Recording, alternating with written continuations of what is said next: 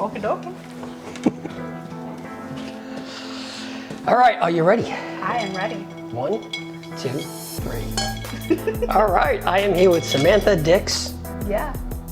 Newly, how long are you married? We got married in September, at the end of September. End of September. And I was just talking to her husband who's here off site, or off camera. And I said, wow, you married her and the whole dog thing. But he has a whole background with animals. So you guys are made. All right, so just tell people what you do. So I help rescue dogs in Houston, Texas, and volunteer for a nonprofit called Lola's Lucky Day. And we trap, rescue, rehabilitate animals and find them homes in Wisconsin. And I run my own TikTok and Instagram page called Street Life to the Sweet Life. So we're going to mainly talk about Sweet Life because that's right here in Houston. So how do you deal with the whole Wisconsin, which is, So we volunteered with a nonprofit rescue called Lola's Lucky Day since 2015, and our founder's actually from Wisconsin. And when she was visiting family up north, she found out that their shelters were basically empty, and that anytime they got new dogs in, people would be lined out the door to adopt them, which is completely opposite of the shelters down here where people are lined up to turn them in. Yeah. So once she found out that Wisconsin basically had a shortage of adoptable animals, she got together with friends up in Wisconsin and started a rescue in Houston that would help find animals homes in Wisconsin. And we do transports about 2 to 3 times a month. And we have volunteer drivers in our own vans, and we drive up there and we meet halfway in Arkansas. And the Wisconsin team meets us, we walk the dogs, and then they head over all the way back to Wisconsin through the night, and they're there by the morning, and people are just, they're just excited to see these animals get there. So I just worked with CAP. I just did a video for CAP, and they were talking about how many animals get turned in. It's amazing how many people turn in animals. Yeah. In Houston, they estimated that there's almost 1 million animals on the streets, and sometimes I feel like that's probably pretty accurate. Almost 1 million on the streets? On the streets. And with the pandemic, people have been turned away from the animal shelters from turning them in because it's by appointment only. So now you have to have an appointment to turn in an animal if you find an animal on the street.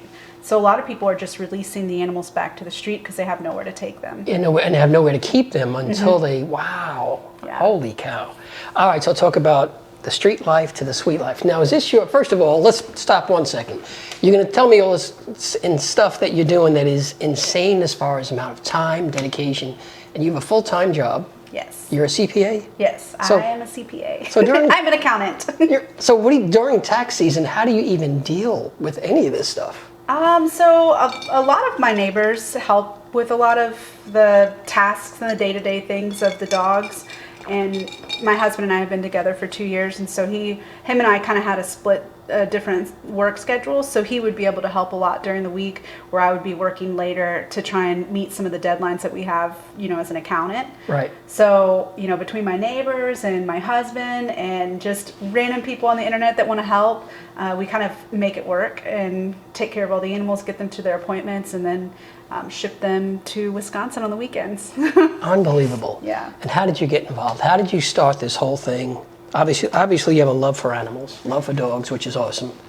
My last 2 dogs have been rescues. Before I even found out about rescues, I went to a breeder. Yeah. And then I found out about rescue groups. How did you get started? So I got started in animal rescue in 2011. My dad and I were volunteering for a transport volunteer group where we would help get animals from Texas to other states by doing kind of like a relay of drivers. Yeah. And when we were in Nacogdoches, we visited the shelter, and that's when they told me that this little cute scruffy dog was going to get put down. And I couldn't believe that she had no adopter, and that if she didn't have an adopter within, a certain amount of time, that they would end up euthanizing this perfectly adoptable dog. Wow. So I begged a rescue to help me with her, and we went back up to Nacogdoches probably a week later and grabbed her, and I started fostering and kind of got hooked. So that was one dog, and let's just jump to today. How many dogs are in your home today that you're fostering? So we have, we own 6 dogs that we actually own, and then we have anywhere from like 10 fosters, just depending. Some of them are with us longer because they have kind of quirks or behavior issues. Okay. And then some of them are with us only 2 to 4 weeks, and then they travel and get adopted to people that just adore them. So it kind of fluctuates depending on the types of dogs we have. You know, if we have harder dogs, we'll have less dogs, and if we have a bunch of easy dogs, we might have more. Easy dogs meaning easy to take care of. Yeah, and they all once it all get along. So not every dog that we take in gets along with other dogs, and so if we get a dog that prefers to be an only pet, then we'll end up having to keep it separate from ours, and so that means we have to take it on walks and do exercise with that dog separately versus like one big doggy daycare in our backyard with a bunch of little dogs. Right, okay. Okay, so you're involved in this with this nonprofit, and the name of the nonprofit again is? So I volunteer with Lola's Lucky Day, and we're located in Houston. And then you started your own right here. Is it a nonprofit or is it just a something? Yeah, so my TikTok and my Instagram, Street Life to the Sweet Life, is just kind of my handle. I thought it was cute, and it embodies everything that we do. We take dogs straight off the street that have no home or have been living and people have been kindly feeding them, but they really deserve to have their own home. And we started our own social media kind of channel, and we show just us rescuing dogs, my husband, myself, and we're really active on TikTok and very active on Instagram, and we love to kind of tell these stories of these dogs that basically were shivering in the street somewhere, and now they're kind of cuddled up in somebody's bed now. Yeah. And it's just the greatest feeling to be able to do that.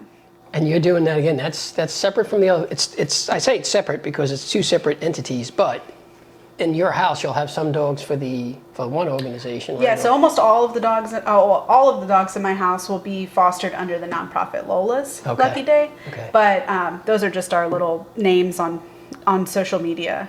Okay. Because that way Lola's is not just us posting all the time of our stuff. That's just kind of our main thing of just things that George and I do together.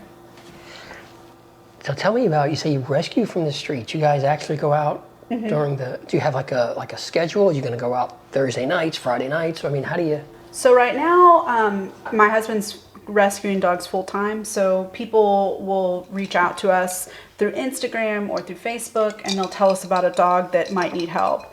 And if we can find a foster for it, then he'll rush out and go trap it or add it to a list. And he's constantly trying to tick these dogs off the list as he gets them safe. Or if we've had a bunch of dogs travel and all of a sudden we have just space and, you know, it's safe to bring in a new dog, then sometimes we'll go to parts of town that's known for a lot of homeless pets, or some of these places are known for dog fighting. And so those are kind of better places to go look for dogs that might need help. And then you just have to ask around and make sure it doesn't belong to anybody. Dog fighting, so that's still going on? Yeah. The areas that we're familiar with that have a lot of dog fighting activity is kind of a place called the Corridor of Cruelty. That's over 59 in Little York. And then we found out recently, after talking to some of the police, that places in Acres Home are pretty active with like underground dog fighting type of. So they fight activity. The dogs, and then they're betting on the winner and all. Oh my God, I can't even imagine that. You're getting a dog. I imagine a lot of times the dog's right there, but it takes a while for them to realize that because they're afraid or something else, right? Yeah. So tell me a little bit about catching the dog, because it's not as easy as going out there. Well, the ones that are easy are great. So I have friends that they love to go out and catch dogs, but if the dog's not cooperating, then they'll just move on to the next one. And then there's some that just run straight up to you and you can just pick them up and, you know, help find them a home. But a lot of the ones that we work on personally have to be trapped. And so we have all sorts of ways to catch these dogs. We have netting, we have dog traps, we have custom traps that we've built. And if none of that works, then we work with an ACO officer to basically blow dart them and tranquilize them so that they'll fall asleep. Wow, so you'll even go to that route. Holy cow. Yeah, because, I mean, once we see a dog, it's very hard for us to forget that dog's out there. And so we'll continue to kind of work on it. And sometimes it may take us a week or just a couple hours. Or we have a dog right now that we're trying to catch, and it's been probably 6 months now, and we're still trying to get this dog. And we will. But it's just, everything just kind of goes wrong all the time. So we just have to keep trying. The nonprofit that we're with, we typically rescue about 1,000 dogs a year. And wait, that's just you and your husband? No. So that's the nonprofit. Okay. So that's me, my husband, and then a group of fosters. Got it. Okay. And together we're able to help transport about 1,000 dogs a year to Wisconsin or some of our partners in Minnesota. So it's like it's never ending. You would think, okay, the last year you did 1,000. Let's just say, just on that. Not to mention all the other groups that are out there that are doing, because there's a bunch of rescue groups. And then every year, like you said, there's still a problem with all these dogs. What is the problem, Samantha? Is it that people get dogs, they breed them, they don't? What's the deal? Yeah, in other cities where they don't have the issues that we have here, a lot of them have spay-neuter ordinances where people are required to spay and neuter their pets. We don't have that here in Texas. Even if we did, I think that it would be really hard for them to enforce it. Yeah. And also just free or low-cost services to get your pets fixed. Even the people that want to pay to get their animal fixed in some of these underserved communities like East End, where there's a major issue, they have a Mansipet there, but the wait may be 2 or 3 months. Oh, and in that wow. time, the female dogs have already had puppies, and those puppies are given away, and those puppies have puppies. Yep. So it's just, you feel like you're emptying the ocean with a thimble, and like you're never going to catch up. But I know that there's been huge efforts to kind of bring in more spay-neuter services so we can catch up on some of the animals, especially the people that want to have it done and they just have to wait. And how do you think, though, they're ending up? So as a pet owner, I can't imagine ever my dog being out of my sight as far as, right? So how did all these dogs end up on the street? I mean, what's some of the ways that people they have too many, so they let them go? How are they ending up on the street? A lot of people it's a cultural issue where they think that it's okay for you to let your pets roam. They don't worry when they're out in the street, even when you tell them the dangers of letting your pets roam. Yeah. And the other issue is that some people just don't want to spay neuter because they think the animal wants to have babies, which to me is silly. But yeah. And so you're trying to, try to educate some of the people in these areas with the biggest issue of homeless pets and try to start early, and there's places like Barrio Dogs that have programs to help educate kids about being a good animal owner. And those, it's kind of, you have to tackle this issue from multiple fronts. You're not going to be able just to adopt dogs out and fix it. You have to bring in other services and education and then even just free vet care. Some people will give their pets up because they can't afford them. And if you could provide, a small amount of vet care, they may be able to keep them longer. So it's just a huge issue. So tell me this, because so this channel that I do is called Resilience, and it's always about a story about, usually, obviously, it's a person who's been through something and now they're on the other side. In your case, the Resilience are about the animals. Can you think of a story of really hard case, and now the dog, and it's only dogs you do, right? We've had a couple cats, but mostly but dogs are your thing. Where the dog was really in a bad situation, and today they're in a loving home. Do you have any favorite stories that come to mind? We have a lot of stories, but the most recent one that we were directly involved with was a small dog that was out in Katy, and it was roaming in a pack of other small dogs. And the dogs got picked up all one night, and we didn't realize that there was still one out there. So when she showed up the next morning, the security guard called the rescue and said, "Hey, we've got this little dog here." And it looked like she was scalped. She had been injured pretty badly, and after talking with the vets, they thought that maybe a raccoon got to her. She was only 4 pounds, really tiny little dog. And my husband rushed out to go get her because we knew that she was not going to be able to be taken care of anywhere except for Texas A&M because they were just the specialists in soft tissue. And we knew that if there's any vet that could kind of give her the best chance of survival, that it would be them. So when he went to get her, I couldn't, both of her eyes were damaged. And even people said, maybe you should consider euthanasia. And I understand that people don't like to see an animal suffering, but as long as that animal has its pain managed and it's alert, it's very hard to be able to say, oh, well, we're not going to give this dog a chance. Yeah. So when we showed up to A&M, we both were kind of in our pajamas, so we didn't really look like we had much money. And we don't have much money, but we're with a nonprofit that has the ability to raise funds whenever there's an animal in need. And they said, oh, well, we can do this, and this. She might be here for 2 to 3 weeks, and it's going to be around $12,000. Oh my God. Yeah, and George and I were like, oh, but she's not in pain, right? She's alert and her blood work's good, so you can just get started and save her life. And they said, yeah, it might be $15,000.